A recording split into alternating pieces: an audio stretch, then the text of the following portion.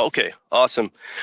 So, how to transform a pre-construction planning. I'm Amir, Integrated Construction Technology Manager at PCL, and this is one of those AI images that they created after 2 paragraphs of explaining. Turns out really good. So, who is PCL? PCL is the largest general contractor in Canada. We are in business for almost 120 years, $10 billion in revenue, and we're servicing all 50 states down in America, as well as Australia, Hawaii, and Caribbean.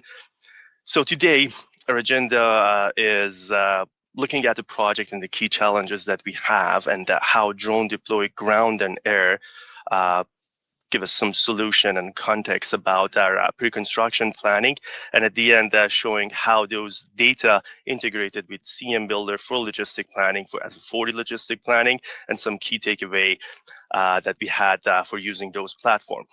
So about the project intro, this is the project that I'm involved in the last 4 months. It's a Burnaby Hospital in the British Columbia. So as you can see in the middle, that T-shaped building need to be demolished, and the rest of the campus is active. So this is the building that built in 1950, and we are building a new one. The cost of the project is $1.7 billion, and the forecast completion is 2032. And the type of project is alliance, so it's really good that we sit with the project team, with the clients and the designers all around the same table. And a couple of challenges that we need to address in this project was we have some exterior existing condition. We have neighbors around the building, and we have some electrical poles close to the excavation pit that we need to take care of those before we start the excavation. The second one, as I said, that T building in the middle need to be demolished while the rest of the campus is active.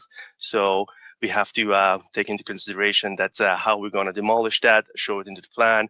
Some planning need to be done. And also at the end, interior condition. That's for the soft demo, we have to take into consideration that this building built in 1950. So there are some hazmat consideration, environmental consideration need to be done for pricing for soft demo, that some interior documentation needed. And let's jump into seeing how DroneDeploy ground helped us. I mean, you're all familiar with the 360 images and walk. This is that T building that I just showed to you. Since it's the active hospital, all of those rooms are full of patients, different than the restricted department. So taking an appointment with the facility management team and go into those rooms is really hard. They need a couple of weeks notice in advance, and it's not just a regular walk of preconditioning that every team can go and walk. So only 1 or 2 people can go and walk in there. So it's really valuable for us to document those pictures every time we walk in a specific zones and area, so we can make it available for wider team, so they can see exactly what's going on inside the hospital and compare it with the model as a one-to-one comparison with the whatever architect developed, and also see exactly what's going on inside the hospitals for pricing, for demo, if there is any hazmat or environmental condition that they need to be considered. And the other challenge was infection control. So these are the IPAC unit that's only one person can be standing in there, and popping up each ceiling tile take about 20 to 30 minutes. So the images above the ceiling is really valuable for us to take those panels, document those panels inside each corridors that we are in.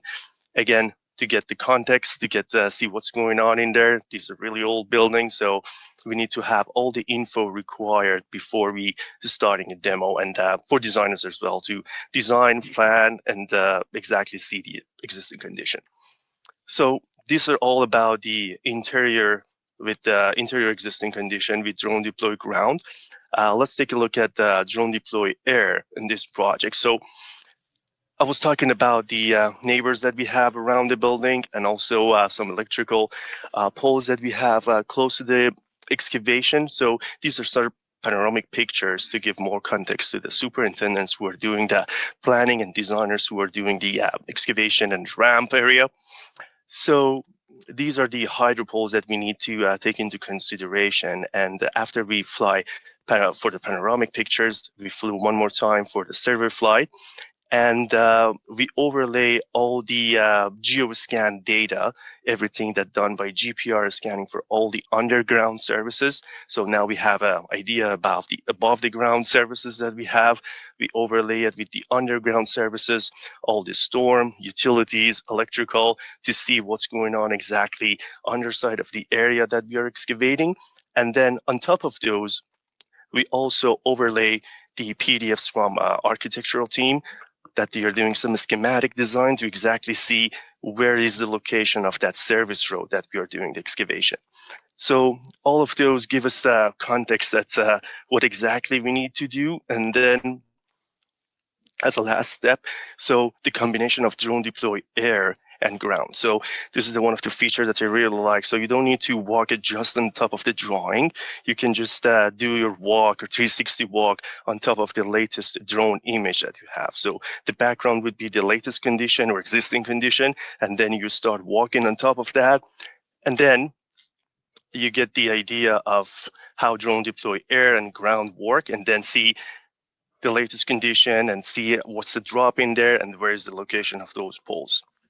Sorry.